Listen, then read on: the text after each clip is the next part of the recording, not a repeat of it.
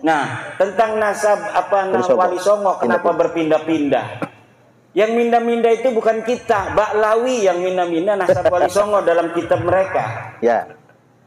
Tahun 1960 Salim bin Jindan menulis kitab bahwa tentang Syekh Khalil Bangkalan. Saya melihat sendiri manuskripnya dari cucu Syekh Khalil Bangkalan. Tulisannya tulisan Salim bin Jindan. Dia mengurut silsilahnya Syekh Khalil Bangkalan ke Wali Songo, kemudian ke Baklawi.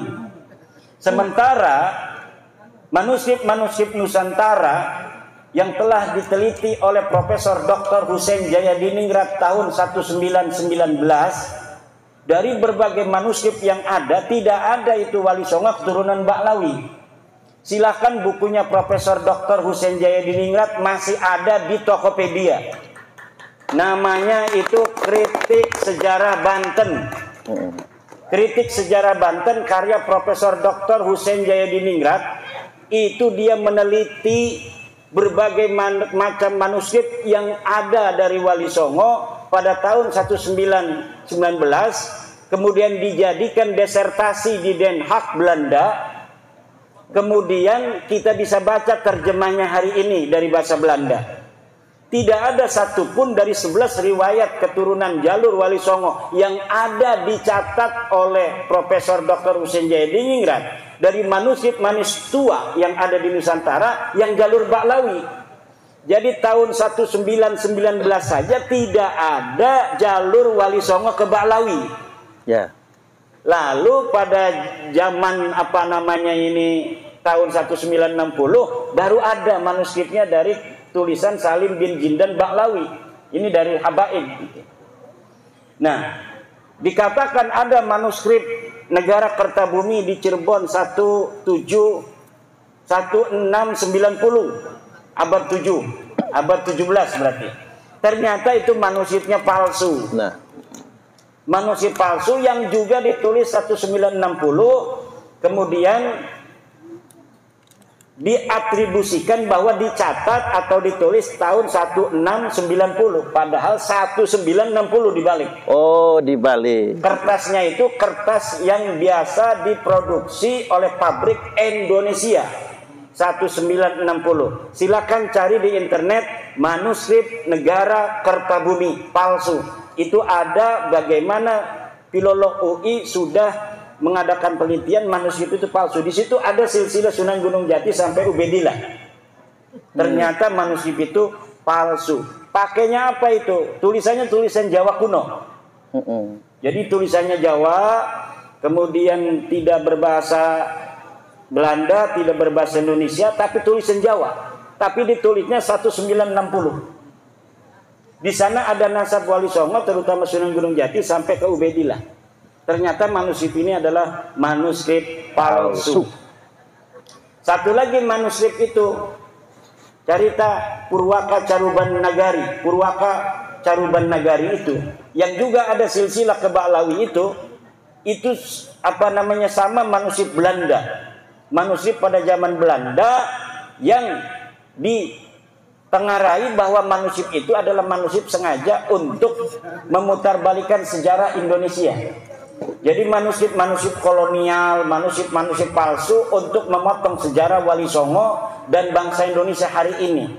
Kenapa? Karena Belanda itu, bapak-bapak, ibu-ibu, mempunyai sebuah kepentingan agar bangsa Indonesia ini jangan bersatu di masa depan.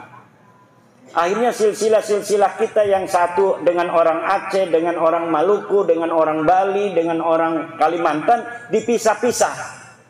Bahwa tidak ada kaitan keluarga. Padahal semua orang Nusantara ini ada kaitan keluarga. Maka saya sudah katakan nanti saya akan berusaha untuk mengumpulkan segala sumber untuk mendapatkan nasab Nusantara agar bangsa Indonesia ini bukan hanya merasa dirinya bersaudara dengan perjanjian di atas undang-undang dasar, tapi juga memang kita secara de facto adalah saudara dari sisi darah, sama-sama keturunan Nusantara.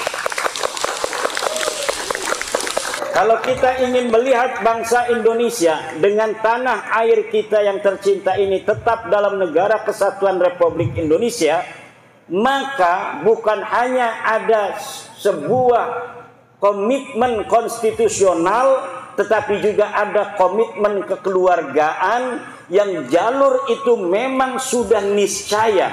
Kenapa kita sekarang ini ada di dalam jajaran pulau-pulau Nusantara? Karena memang leluhur kita dulu ini satu.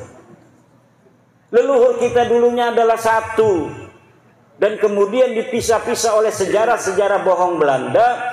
Akhirnya seakan-akan orang Medan tidak ada kaitan dengan orang Lampung tidak ada kaitan dengan orang Banten tidak ada kaitan dengan orang Aceh dan lain sebagainya. Padahal semuanya bangsa Indonesia ini mempunyai leluhur yang sama di masa lalu, kakek bersama, entah itu 1000 tahun yang lalu, entah 2000 tahun yang lalu, entah 10.000 tahun yang lalu. Nilai-nilai persaudaraan yang hari ini bisa dilihat dari haplogrup O yang merupakan jalur lurus laki-laki Indonesia, Malaysia, Thailand, itu nanti secara ilmu DNA akan dicari family matchingnya, secara ilmu nasab juga akan dicari family matchingnya. Kita ini sampai mana nasabnya, agar kita ini jati diri kita sebagai bangsa Indonesia tidak bisa lagi diutak-atik oleh orang asing. Akhirnya nilai-nilai persatuan kita untuk bersatu, betul-betul kita akan menjaga tanah air ini dengan segenap kemampuan yang kita punya untuk menjaga warisan tanah leluhur kita, yaitu tanah Nusantara ini. Kemudian menyikapi kiai-kiai yang masih terus berhusnudzon. Bagaimana menyikapi kiai-kiai masih husnudzon? Ya, husnudzon itu sudah saya katakan, la ibrata bidzannil bayyini khata'u, tidak boleh dijadikan pegangan husnudzon kalau sesuatu itu sudah nyata salah.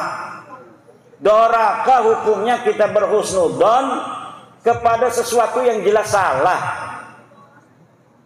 Kalau dipaksa oleh ketua PWI Lampung, ketua PWI Lampung Selatan, gula itu asin, jangan mau.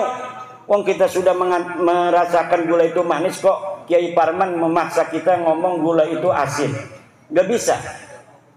Kita harus itu sesuai dengan keyakinan kita. Kata Rasulullah, walau aftakal muftun, walau aftal muftun yang sering di roasting orang itu, mereka tidak sadar sedang merosting Nabi Muhammad. Karena kalimat walau aftal muftun itu adalah kalimat dari baginda Nabi besar Muhammad sallallahu alaihi wasallam. Jika engkau telah meyakini kebenaran, maka jaga kebenaran itu walau aftakal muftun, walaupun orang-orang berfatwa berbeda dengan dirimu. Ini adalah ucapannya Rasulullah Muhammad sallallahu alaihi wasallam. Tetapi di roasting katanya Kiai Imad itu tidak akan menerima apapun dalil yang dibawa oleh ulama sedunia karena dia sudah mengatakan walau aftal muftun. Ya kalau mendatangnya bawa dalil, ya kalau saya nggak nerima dalil saya bisa dihukum, bos. Ya. Kalau kita ngomong sembarangan gak ada dalil, kita ini bicara hoak. Kalau hoak itu bisa kena pasal. Sekarang mana dalilnya yang mengatakan Ba'lawi itu turun Nabi? Ayo kita adu dalilnya. Kalau tidak berarti Anda yang menyebarkan hoaks selama ini. Betul. Tapi kenapa Kiai Suparman belum melaporkan orang yang nyebarin hoaks? Enggak tahu, tanya sama Kiai Suparman. Kalau saya sibuk ngajar ngaji, nggak bisa lapor-lapor kemana-mana. Kalau disomasi numpuk saya banyak itu somasi. Saya biarkan aja, kapan mereka mau melaporkan, ayo kita diskusi di pengadilan. Cocok. Kita diskusi di pengadilan itu enak, Pak. Saya lihat itu kalau pengadilan itu hakim memberikan keluasan kepada orang-orang untuk bicara apa adanya sesuai fakta yang dimiliki. Kemudian kalau perlu untuk hadap-hadapkan, di muqabalah dihadapkan. Mana dalilnya kamu? Coba lihat, kata hakimnya. Coba ini lihat, ini palsu Pak Hakim, kata saya. Kan nanti gampang saya ngomongnya. Tuh lihat Pak Hakim, kertasnya aja begitu. Katanya tahun 600 Hijriah. Ini kertasnya ada garis-garisnya Pak Hakim. Coba lihat tuh. Garis-garis begini, ini pabrik Indonesia tahun 1960 Pak Hakim. Bener ini kimat nih. Ini yang bener. Itu nanti begitu. Kalau di pengadilan ujung-ujungnya misalnya kalau hakimnya puyeng, udahlah DNA aja, DNA. Panggil dari BRIN, panggil dari Rumah Sakit Bayangkara, Polri. Ini pegang ini, orang nih pegang ini. Coba rambutnya ambil, darahnya ambil. Coba mesinnya bawa sini, kita lihat supaya tidak bohong. Kalau dokternya ini bohong, kita tembak langsung nih dokter. Jangan bohong, coba lihat.